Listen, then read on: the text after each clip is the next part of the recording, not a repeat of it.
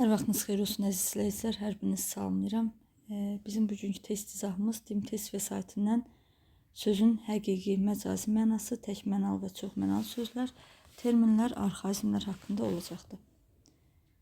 Birinci sual, köhnəlmiş sözlər, köhnəlmiş sözləri müəyyən edin. Yəni ki, artıq köhnəlmiş sözlər dildə işlənməyən sözlərdir. Sayrı, əsən və aytmaq bunlar köhnəlmiş sözlərdir. Cavabımız A variantıdır. İkinci sual, köhnəlmiş sözləri müəyyən edin. Burada da yasavul, yüzbaşı, nəsnə köhnəlmiş sözlərdir. Cavabımız A variantıdır. Üçüncü sual, köhnəlmiş sözləri müəyyən edin. Məsələn, A variantında xırdadır, çimərlikdir, ümüşlək sözlərdir. Burada hamısı köhnəlmiş olanlar xış, yasavul və aytmaqdır. Cavabımız Y variantıdır.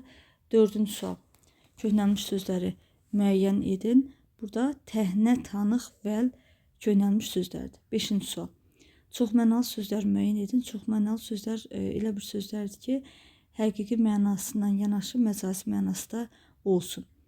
Cavabımız D variantıdır. Ayaq, məsələn, insanın ayağı, stulun ayağı. Ətək, paltarın ətəyi, dağın ətəyi. Kök, ağacın kökü, bir də insanın kökü. Ağız, insanın ağzı, qapının ağzı. Altıncı sual, hansı cümlədə sonuncu söz məcazi mənada işlənmişdir? Gözətçi yatmamışdır. Gözətçinin yatmağı və yaxud da ki, yatmamaq həqiqi mənadadır. O hər gün anasını qarşılamağa gedərdi. Həqiqidir. Bu gözəl mənzərəyə baxanda hamı sevinirdi. Həqiqidir. Dostlar şirin söhbət edirdilər. Burada demək şirin sözü məcazi mənadadır. Bizə lazımdır sonuncu söz məcazi olsun. Burada təbiət adamın üzünə gülür. Təbiətin üzə gülməyi məcazidir. Ona görə cavabımız olmalıdır Y variantı. 7-ci sual. Hər üçü çoxmənalı sözdür. Lövhə, kəsmək və saymaq. Elə A variantıdır cavabımız. Lövhə. Lövhə, məsələn, yazı yazılan lövhə həqiqi mənada, bir də təbiət lövhəsi məcazi mənada. Kəsmək, məsələn, çörəyi kəsmək həqiqi mənada, söz kəsmək məcazi mənada. Saymaq, 1, 2, 3 və s. saymaq həqiqi mənada, bir də kimsə saya almaq mənasında, vecinə almaq mənasında saymaq. Cavabımız A variantıdır. 8-ci sual. Arxaizmləri müəyyənləşdirin, yəni köhnəlmiş sözlərdir bu da və arxaizmlər ilə köhnəlmiş sözlərdir ki, onların qarşılığı da olmur. B variantında us, yey və altın sözlərdir. 9-cu sual.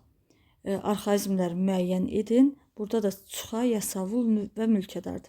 Bu arxaizmlərdə köhnəlmiş sözlərdə artıq imtahanlarda elə də önəmli rol oynamır. Ona görə əlavə izah vermirəm buna aid.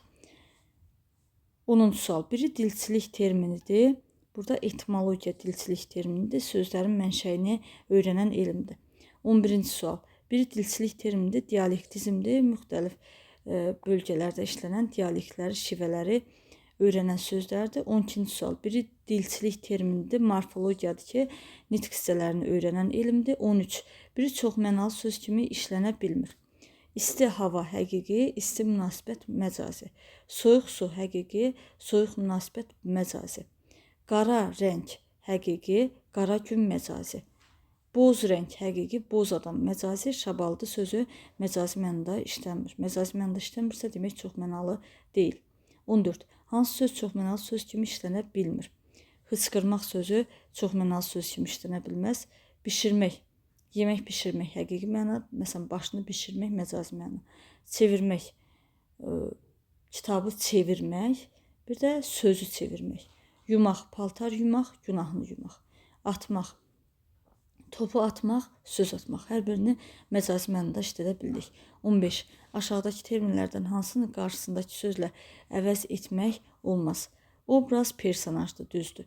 Dialoq mükalimədir, düzdür. Dekorasiyadan remarka fərqli anlayışlardır. Dekorasiya səhnənin bəzənəcəyidir. Remarka demək dramatik növdə yazılan əsərlərdə rejissorlar üçün, aktyorlar üçün göstəriş rolunu oynayan sözlərdir.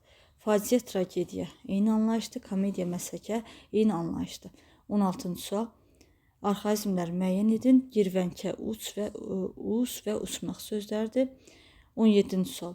Üz sözü hansı cümlədə məcazi mənada işlənmişdir? Kişi danışdıqca üzü qızarırdı. Burada insanın üzündən söhbət gedir, həqiqi mənadır. Uşağın üzü həqiqi mənadır. Üzündən bilinirdi ki, yenə insanın üzüdür, həqiqi mənadır. Elə işlər görüb ki, adam içində çıxmağa üzü yoxdur, bu isə məcazi mənadır. Dənizçinin üzü, bu da həqiqi mənadadır. 18. Səhərin gözü, bulağın gözü, bunlar nədir? Bunlar çoxmənalı sözlərdir. Cavabımız olmalıdır D variantı. 19. Əyilməkdir ağlamağın tərs üzü, dərdi dartıb üzməyəni dərd üzür. Burada demək, üz sözü, üz sözünü biz həm amonim kimi, həm də çoxmənalı söz kimi işlədə bilərik. Yəni ki, hansı sözlər həm amonim, həm çoxmənalı olur? Eyni sözün əgər iki həqiqi, bir məcazi mənası varsa, həmin söz amonim və çoxmənalı sözdür. İnsanın üzü həqiqi, suda üzmək həqiqi, bir də məsələn, suyun üzü məcazi. Demək, bu sözlər həm amonim, həm də çoxmənalı sözlərdir. Cavabımız olur C variantı. 20. Burada demək, yara sözlərinin altından xətt çəkilibdir. Yar, məsələn, yar sözü, insanın yarı, bir də nə isə yarmaq mənasında. Amonim sözdür. Bir də deyək ki, nə isə yarmaq həqiqi mənadadır, doğramaq anlamında. Bir də evi yarmaq, bu artıq nədir? Məcazi mənada işlənmişdir. Həmçinin yaralar. Yaralar sözü yarmaq feilindən yara ismə əmələ gəlir. Zəif canım yaralar, sızıldaşar yaralar.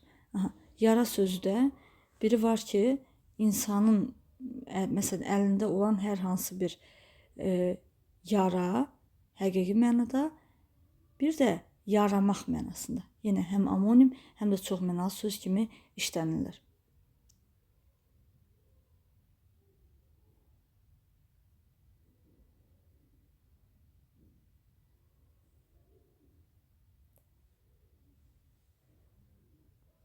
Cavabımız olmalıdır Y variantı.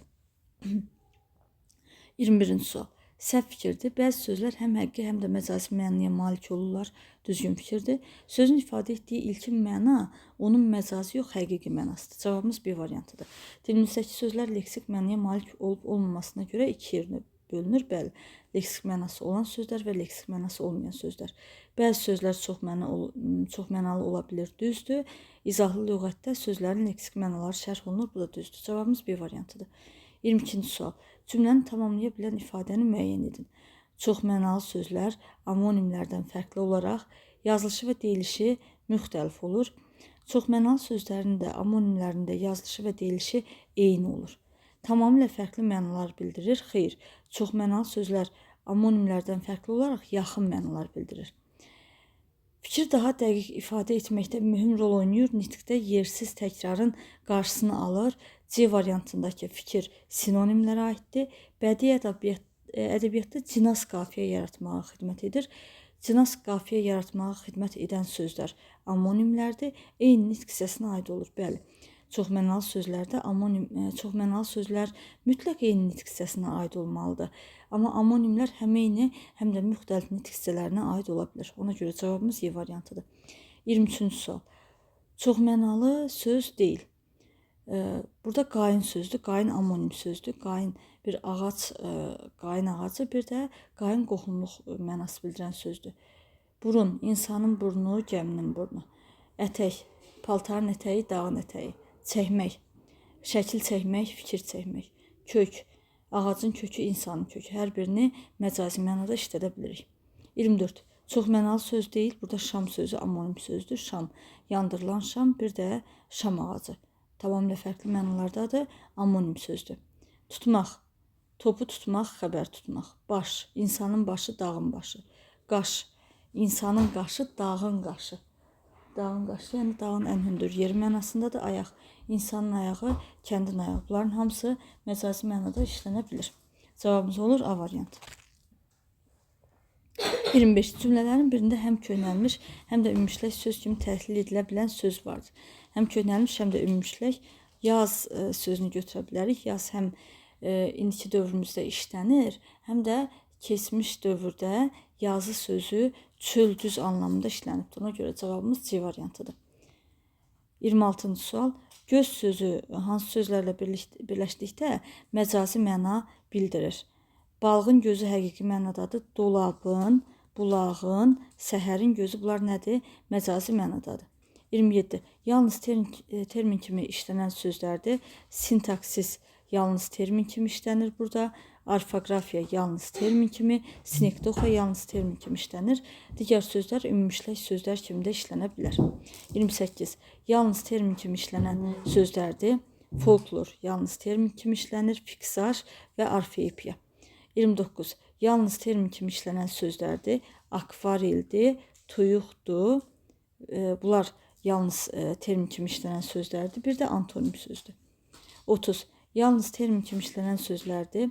Leksika sözünü yalnız termin kimi işlədə bilərik. Frazeologiya, relyef, qalanları ümumiləş söz kimi də işlənə bilər. 31. Nümunədə hansı misralardakı işarələnmiş sözlər həqiqi mənada işlənib? Mən istəyirəm, insanın istəməyi həqiqi mənadadır. Buludlar ağlasın, bu məcazi mənadadır. Buludların ağlamağı məcazi mənadadır. Uşaqlar ağlamasın, bu həqiqi mənadadır. Yanğınların sönməyi həqiqi mənadadır. Ümidlərin sönməyi məcazi mənadadır. Demək cavabımız olmalıdır 1, 3, 4.